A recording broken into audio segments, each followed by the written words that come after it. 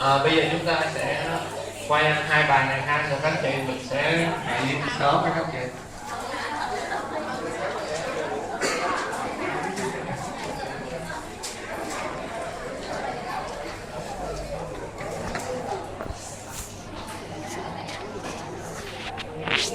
Rồi thì cái bài này á, thì chúng ta sẽ nói về cái sự chuyên chở oxy và CO2 trong cơ thể mình ha. Thì các chị biết đó là cơ thể mình, cái thành máu của mình á, còn có hai phần là phần huyết tương và chất lỏng, và cái phần huyết cầu thì cái tế bào máu. Thì nếu mà các chị biết là một cái khí nó được chuyên chở ở trong một chất lỏng thì nó sẽ phụ thuộc vào cái áp suất cũng như là cái áp suất của cái khí đó. Áp suất nó càng cao, ấm áp nó càng cao thì cái chất lỏng nó sẽ hòa tan được càng nhiều của khí đó, của cái khí đó. Nhưng mà em chỉ biết là trong cái điều kiện của mình thì mình ở cái nước biển thì mình không thể tăng áp suất lên được. Mình đâu thể mình làm sao mà tăng cái phân áp liên phần của oxy hoặc CO2. Cho nên đó là cơ thể mình có những cái hemoglobin. Hemoglobin có tác dụng là như là những cái xe vận tải á, các chị những cái giống như là cơ thể mình như là những cái sông cái suối, các chị giống anh chị chở gỗ, các chị chở đồ, các chị thả nổi nó chở nó nổi lên và nó sẽ ít hơn. Anh chị có những cái container các chị chất lên, các chị chở thì nó sẽ nhanh, nó tiện mà nó sẽ đến dễ hơn.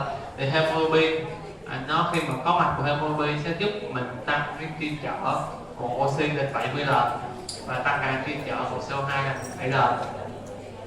Thì cái chúng ta sẽ đi vào cái phần hai phần. Cái phần chuyên chở oxy từ CO2 mình sẽ có hai phần là phần chuyên chở oxy và phần chuyên chở CO2.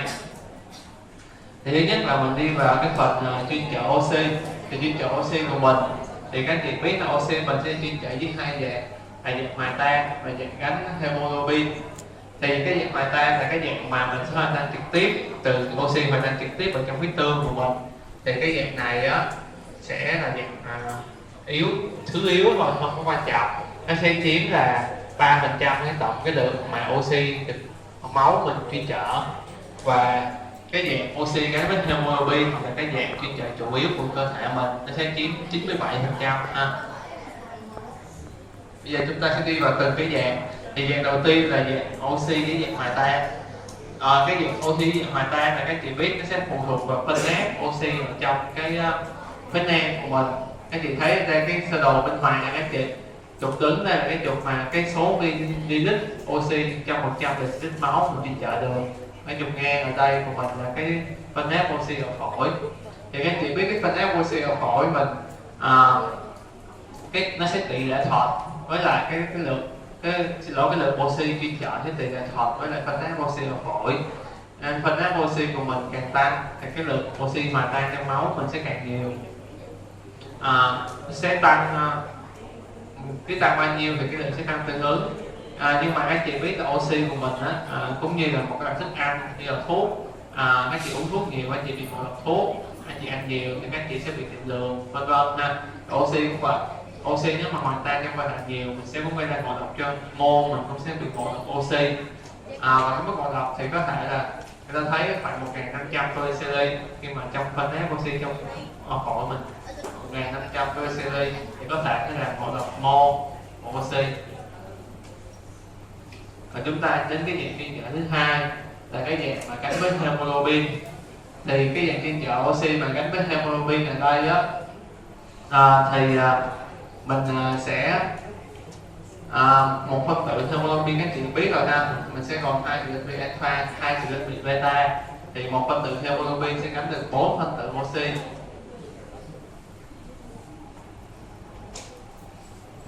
Và cái lượng mà oxy thì chuyên chở nó sẽ phụ thuộc vào cái nồng độ hemoglobin trong máu của mình. Thì các chị thấy ha, đây là những cái hình, những cái sơ đồ một người có hemoglobin là 20 g trên decilit, 15 g trên decilit, 10 g trên decilit. Bên đây khi mà bão hòa 100% hemoglobin đều gắn với oxy, trên đây các chị thấy ha, đây là mức 100%. Thì các chị đã thấy là người có nhiều hemoglobin thì sẽ chuyên chở được nhiều oxy trong máu hơn so với người ít có hemoglobin ha. Chị thấy chỗ này đây ha. Bên đây là cái lượng oxy chuyên trợ trong 100 ml máu. Nhưng ngoài giờ thì các chị thấy nếu mà như vậy thì mình cứ cơ thể mình cứ tăng càng nhiều hemoglobin càng tốt, thì không có cần mình cần gì phải sợ hơn. Nhưng mà khi các chị biết là các chị tăng hemoglobin hồng cầu của mình thì có thể chứa được một cái lượng hemoglobin nhất định thôi. Khi mà chị tăng lên thì mình sẽ làm tăng số lượng hồng cầu, tăng số lượng hồng cầu thì mình sẽ làm tăng cái dung tích nó lên, tăng dung tích hồng cầu thì các chị sẽ thấy là mình sẽ làm tăng cái độ nhớ máu mà càng tăng độ nhớ máu khi mà máu quá đặc thì nó sẽ làm giảm cái khả năng giao oxy cho mô. Các chị thấy cái sơ đồ ở đây ha, sơ đồ ở đây khi mà mình tăng dung tích hồng cầu lên đến mức tối ưu là 40 thì khi đó thì khả năng giao oxy cho mô sẽ là tốt nhất. Khi mà anh chị sẽ tăng lên thêm thì máu mình sẽ đặt lại thì khi mình sẽ khó giao oxy cho mô hơn ha. Cho nên các chị thấy mình ra hồng cầu á, người ta hồng cầu nhiều thì mình phải thải máu, chích máu và thải bớt hồng cầu đi, chứ mình đâu có thể nào mà để tăng hồng cầu. Ngoài cái nguy cơ giảm oxy cho mô, mình sẽ có tăng cái nguy cơ bị tắc mạch nữa ha, tắc mạch cho quá nhiều hồng cầu.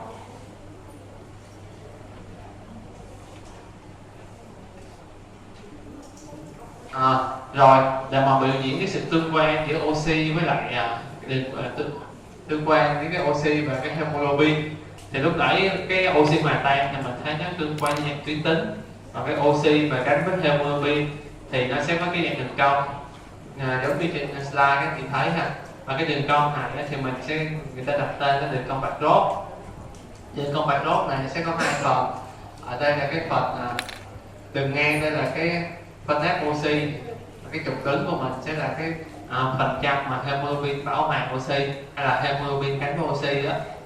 Thì các chị thấy khi mà phân áp oxy thấp đi đây 0, 20, 40, 60 thì cái đường cong này có dạng dốc cứng vậy ha, cái dạng dốc cứng.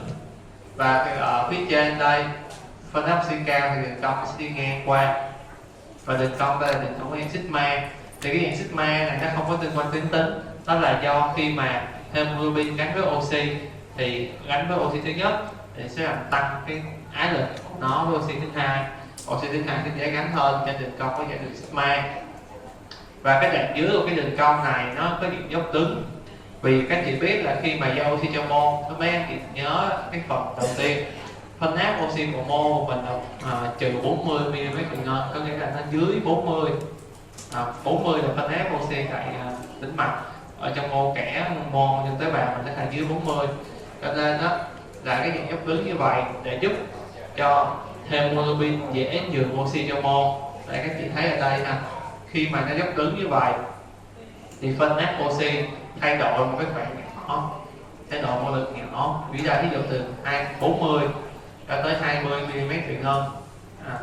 Xin lỗi đây, từ 40 đến 20 mm/h thì cái phân áp oxy giảm từ 75 là xuống dưới 40 mấy, cái là giảm 30 mấy phần trăm. Cái 30 mấy phần trăm hemoglobin đã nhường, đã nhẹ được oxy.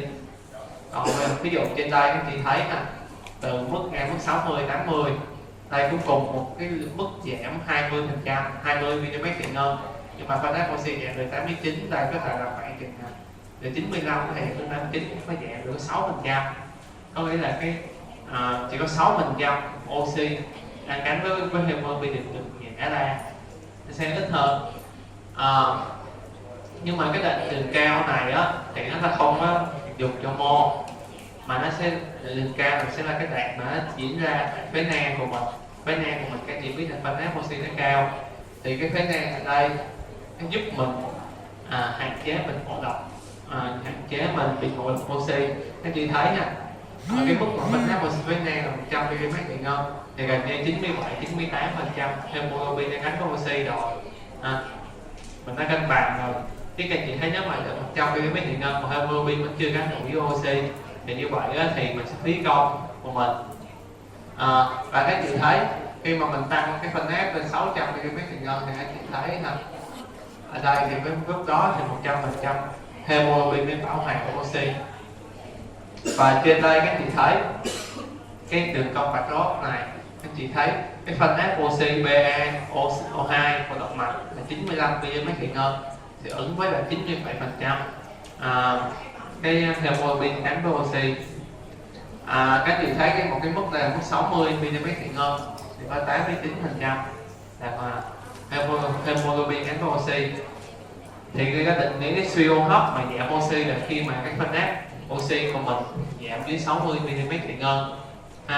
Các chị thấy ở đây mình giảm 30 mm thủy ngân, 35 mm thủy ngân thì cái độ bão hòa thì giảm có khoảng 7-8% thôi. Cho nên các chị thấy khi mà anh chị đi bệnh viện, các chị thấy có người nhà hay là ai đó đi bệnh viện kẹp cái oxy, ta kẹp những cái SpO2 ta kẹp vào, người ta thấy oxy là 88-89-90%. Người ta thường nếu mà một cái bình thường thì người đang thiếu oxy, người ta phải cho thở thêm oxy để mà tăng cường thêm cái oxy mình ha. Tại vì các chị biết cái mức mà 89-90% thì nghe đó cái phân nát oxy trong máu của mình đã giảm xuống còn có 60 mm thủy ngân, có nghĩa là giảm rất là nhiều rồi, chứ nó không phải là giảm có 4-5% ha.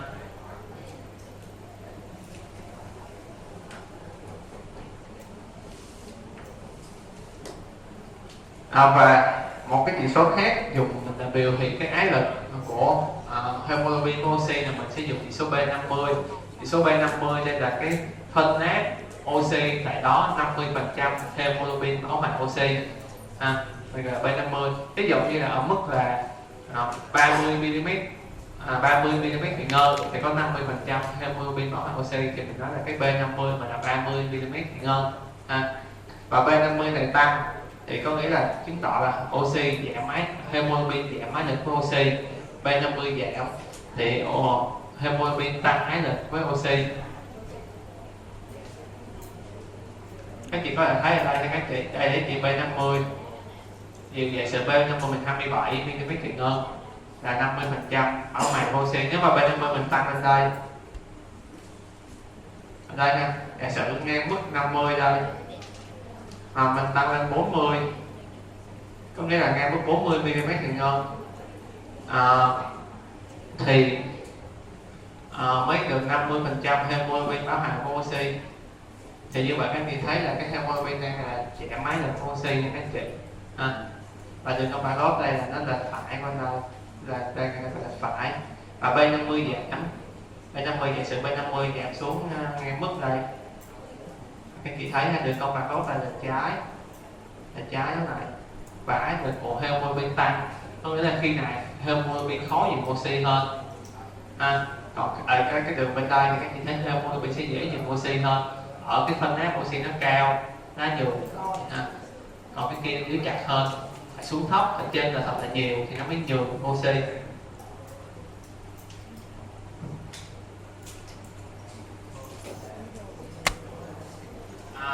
Và đây một số cái yếu tố ảnh hưởng tới cái ái lực của oxy khi mà mình tăng nhiệt độ, tăng 23 đi phút pho, đi CLS, tăng BCO2, tăng H cộng thì mình sẽ làm cho cái đường cong mặt gốc bên bên phải và đường cong mặt gốc bên trái thì cái yếu tố nó giảm. Có trong sách kỹ hay các chị có thể về thêm trong sách.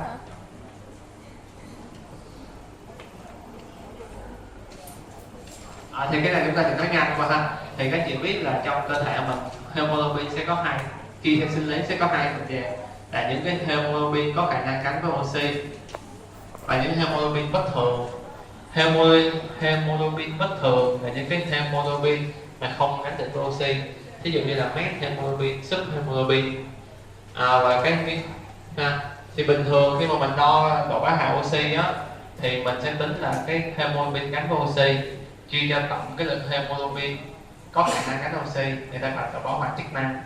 Còn độ bão hòa oxy theo tỷ lệ thì nó sẽ tính là hemoglobin có khả năng gắn với oxy chia cho toàn bộ hemoglobin, bao gồm hemoglobin bất thường và hemoglobin gắn từ với oxy. Hai cái này thì bình thường nó sẽ gần bằng nhau, nó sẽ gần như nhau, nhưng mà trong trường hợp do là bình thường thì cái hemoglobin bất thường của mình nó ít cho nên mình cái thành gần bằng nhau. Nhưng mà trong trường hợp mà một số trường hợp mình có cái lượng hemoglobin bất thường nó tăng, ví dụ như là các anh chị trong trường hợp ngộ độc CO thì cái CO trong oxy hemoglobin nó tăng lên, thì khi đó cái độ bão hòa oxy theo chức năng sẽ không phản ánh được cái độ bão hòa oxy theo tỷ lệ Thì thực sự thế thì khi các chị thấy nè, khi mà CO ở đây HB tăng lên 70% chỗ này đo SaO2 độ bão hòa oxy theo chức năng đó là 98%.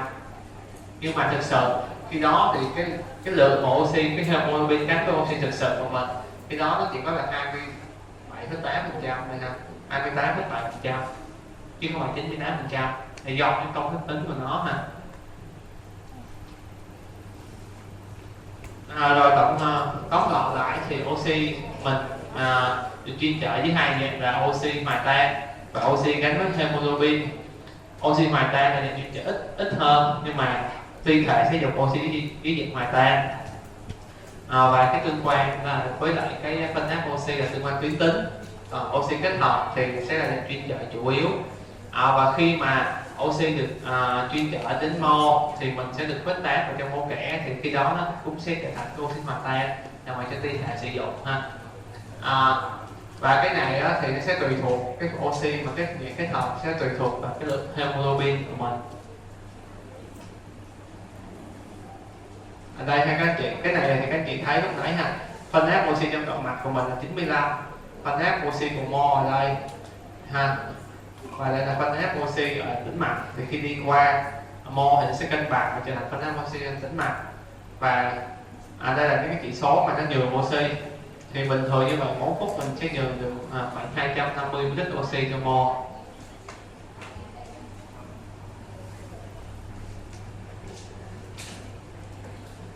Thì cái sự giao oxy cho mol muốn đầy đủ, thứ nhất là mình phải đầy đủ 5 quá trình trên mạng. Thứ nhất, oxy trong cái này phải đầy đủ, có nghĩa là mình phải thông khí tốt. Sau khi thông khí tốt xong thì có quá trình trao đổi khí mình phải diễn ra tốt, mạng với nang của mình phải đảm bảo. Quá trình chuyên trở oxy và tưới máu cho mol đầy đủ, nghĩa là hạ tầng màng của mình hoạt động tốt, không tắc mạch, không suy tim, không gì hết ha. Và phải giao oxy cho mol. Và khi oxy vô giao cho mol rồi thì mình còn một cái vấn đề, đó là oxy mol có sử dụng được oxy hay không. Tại vì nhiều trường hợp ví dụ các chị ngộ độc cyano thì các chị thấy là oxy vẫn giao cho mol, nhưng mà mol sẽ không dùng được cái oxy đó ha.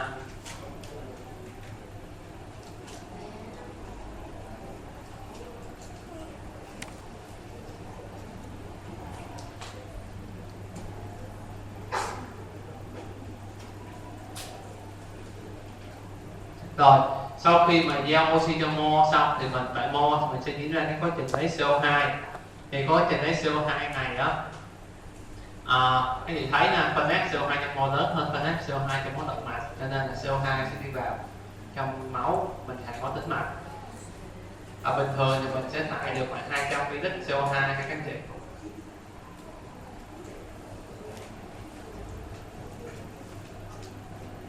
Và sau khi CO2 của mình được khuếch tán vào trong máu của mình đó, thì nó sẽ được chuyên trở với 3 dạng. CO2 sẽ chuyên trở nhiều hơn oxy nha các chị. Chuyên trở với 3 dạng. Thứ nhất đó là một cái dạng giống như oxy là dạng hòa tan trực tiếp vào trong máu, là cái dạng ít nhất ha. Và phần lớn trên 90% CO2 sẽ được khuếch tán vào trong hồng cầu. Và hồng cầu này thì khoảng 1/4 CO2 sẽ gắn với lại cái hemoglobin thành carbamino hemoglobin.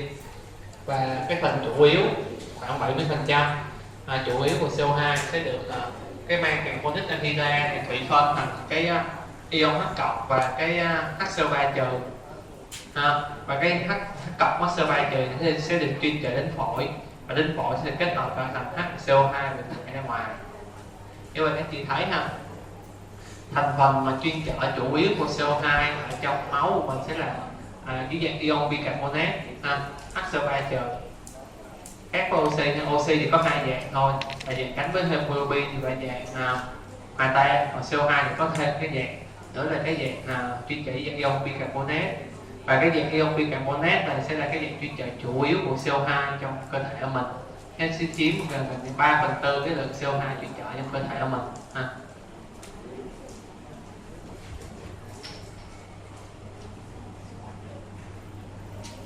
Có hiệu ứng Hendo này và hiệu quả bo này các chị sẽ về thêm quan sát là các chị.